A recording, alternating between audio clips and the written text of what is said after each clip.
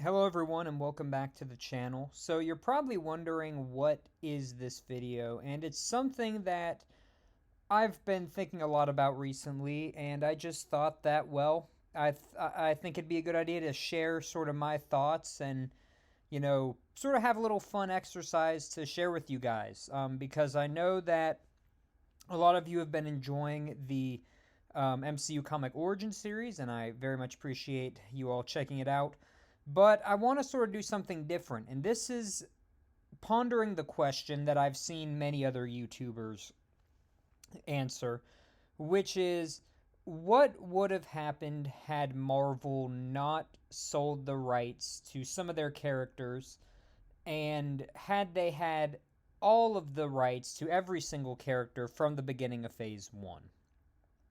So, for those of you that don't know, Marvel made some deals based on some financial trouble or just other practices of the sort that gave away some of the rights to use their characters in film and other mediums.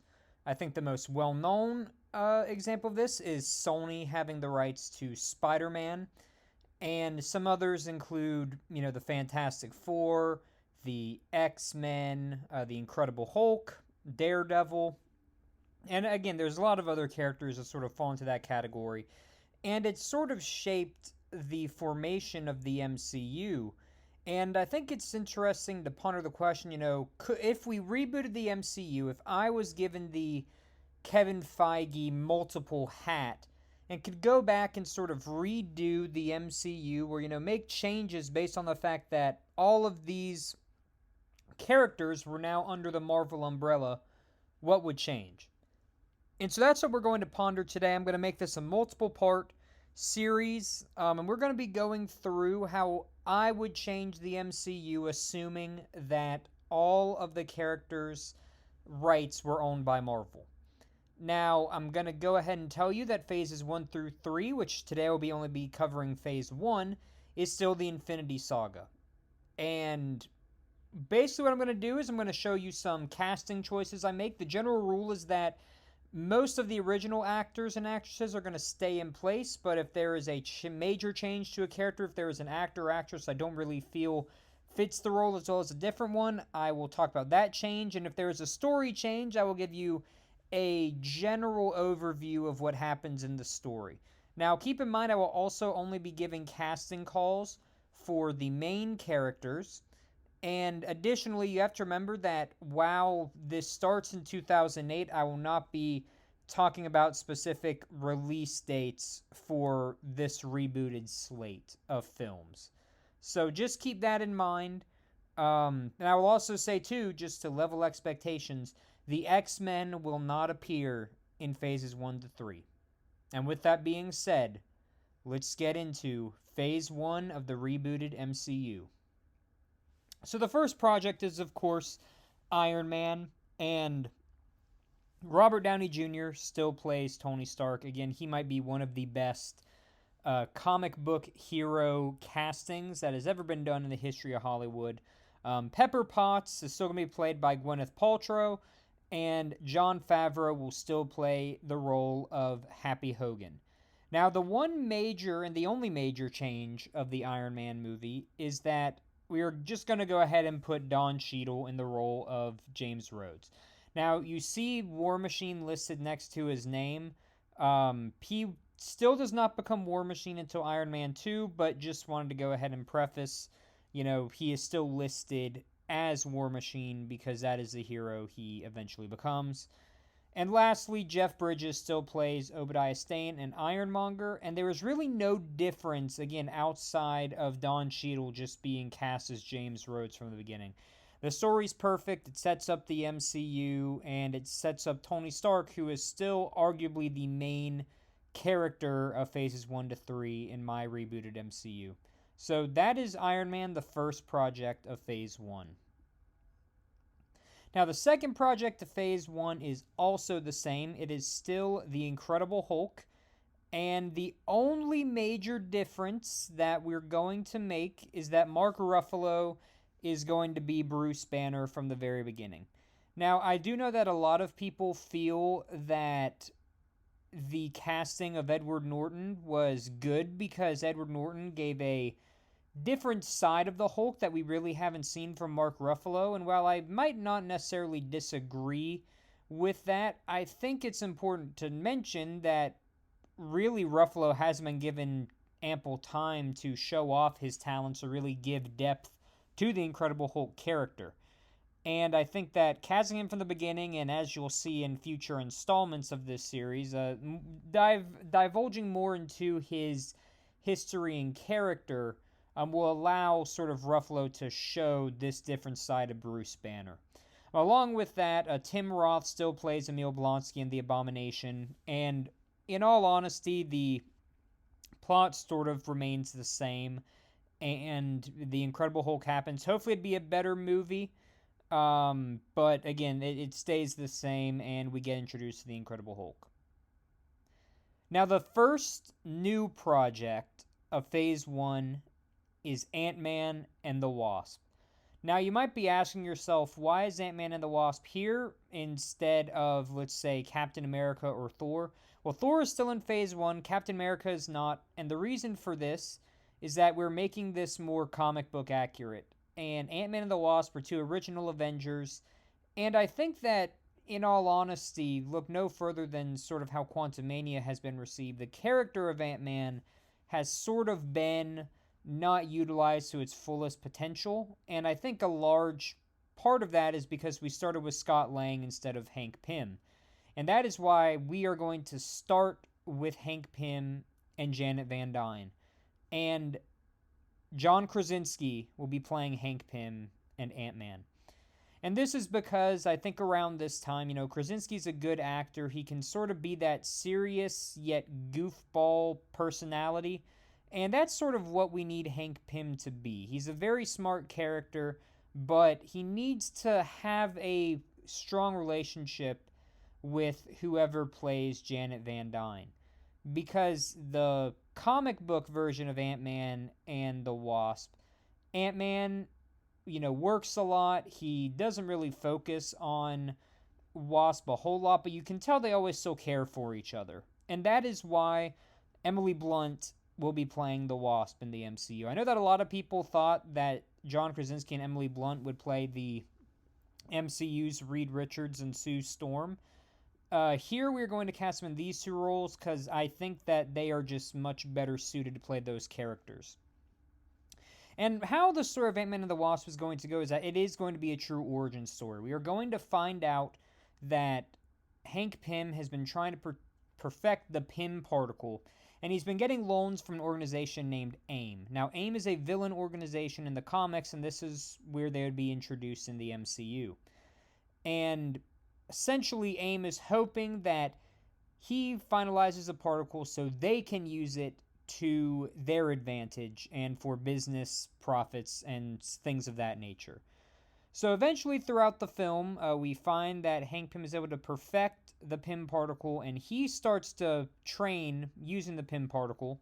He basically says, I no longer need your help, A.I.M., and goes on to form Pym Industries.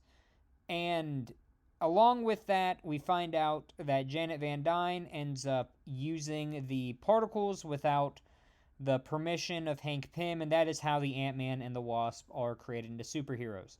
Now, the villain of the movie is George Tarleton, aka M.O.D.O.K.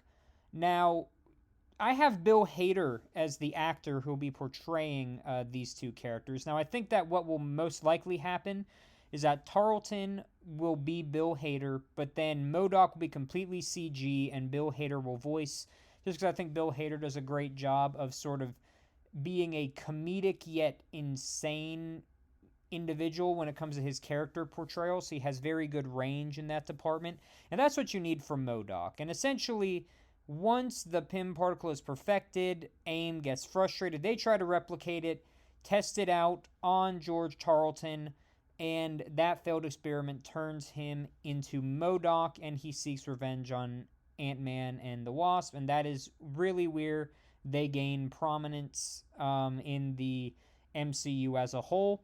And important to note, M.O.D.O.K does not die at the end of this film. He is taken to the raft. and that is the first big new project in the MCU, Ant-Man and the Wasp. So up next, Iron Man 2 is still the next project. We still get Scarlett Johansson playing Natasha Romanoff, Black Widow, again another fantastic comic book casting. Justin Hammer is still played by Sam Rockwell. I will say that in my version of the film, Justin Hammer is more malicious. As I said in my MCU Comic Origins episode, Justin Hammer is a very evil individual in the comics, and that needs to be portrayed more in the movie. And the other major change that happens is that we have a new secondary villain. Whiplash did not work, Mickey Rourke did not work, so instead we have Anton Vanko, the Crimson Dynamo, played by Colin Farrell. Now, you might be asking yourself, isn't Anton Vanko the name of the villain from Iron Man 2? And the answer is yes, but they might not be the same person. The movie's not very clear. Again, another major issue with Iron Man 2. But besides that, the plot stays the same. Anton double crosses Hammer. We get War Machine, and of course, we get Black Widow, portrayed by Scarlett Johansson, and the plot remains the same. Next up is Thor, and I'm going to be very quick going through this movie because everything stays absolutely the same except for one minor thing. So, Chris Hemsworth is still Thor, Natalie Portman is still Jane, Idris Elba is still Heimdall, and Tom Hiddleston is still Loki. Now, the only difference is that Hawkeye does not appear in Thor, and this will be made to make sense in the next episode. But again, the whole plot, everything that happens in this movie is the same as what happened in the original, outside of Hawkeye not appearing. So the next project is the Avengers, and the Avengers lineup is, of course, Iron Man, Thor, the Incredible Hulk, Ant-Man, Wasp, and Black Widow. Now, you might be asking yourself, since Hawkeye did not appear in the previous film, the Thor film, why, who would take Hawkeye's place in the original Avengers? It would be the Hulk. And I chose this because more emphasis is going to be placed on the Hulk throughout the upcoming phase, and in particular, the public's sort of perception of Hulk. Because we saw that being the real sort of moral struggle with our Hulk in the main MCU, but I don't think it got explored enough. So Hulk is going to be defeated, sort of like he was in the original Avengers, but he comes back because he doesn't want people to see him as a monster. He wants people to see him as a hero, or at least Bruce Banner does. And again, we will explore this in later films. But outside of the Hulk really taking on the place of Hawkeye, everything remains the same. We don't really have a huge dynamic like we had between Captain America and Iron Man. The only real sort of dynamic is Bruce Banner versus Tony Stark versus Hank Pym in terms of intelligence, because they are three of the most intelligent members of the cast of Marvel characters. And instead of, again, just having different leadership conflicts, they have a hard time working together because all of their powers are so different. But again, it still ends with the Thanos post-credit scene. Loki is still the villain, and everything proceeds as normal. But this is not the last project of Phase 1. We still have one more project to go over.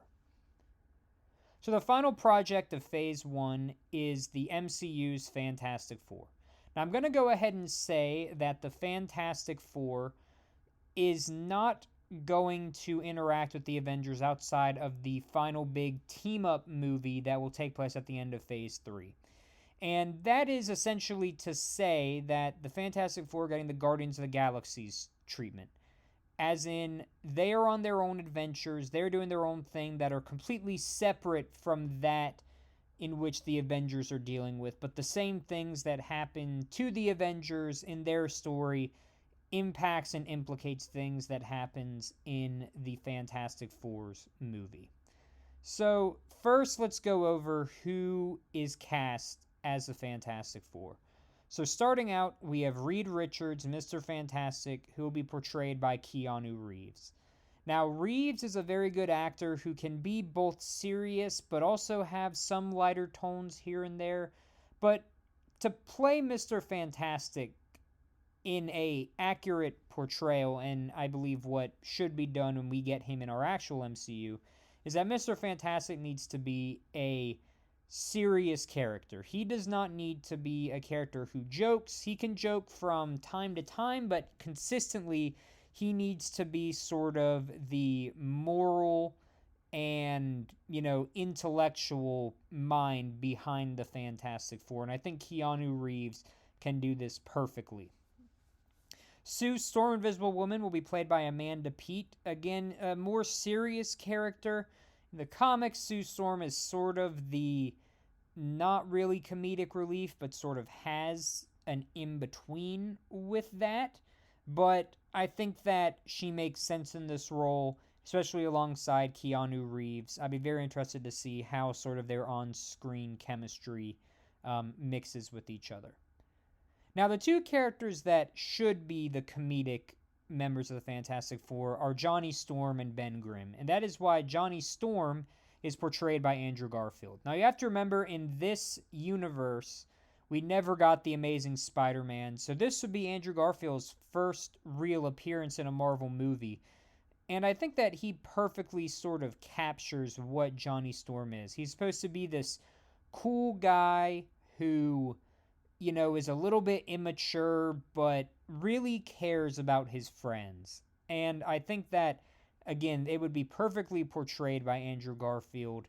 And I really think that had Marvel had the rights to the Fantastic Four, he would probably have been placed in this role around that time.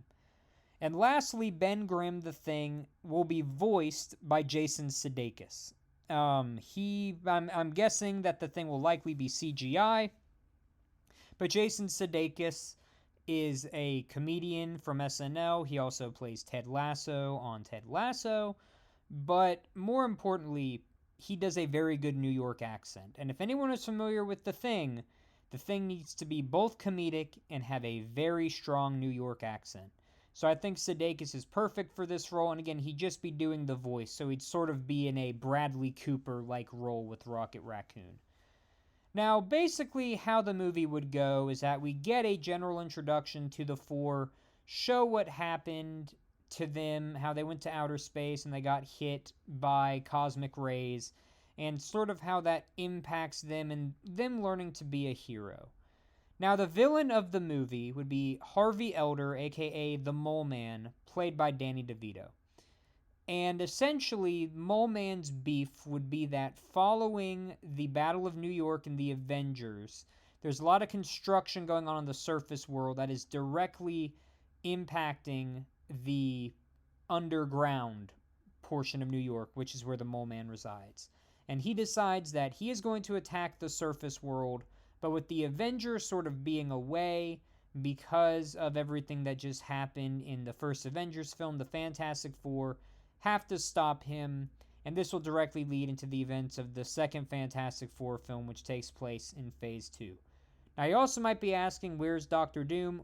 Doctor Doom is referenced. We will not see Doctor Doom for a while, and you'll see why when we eventually reach who is portraying him.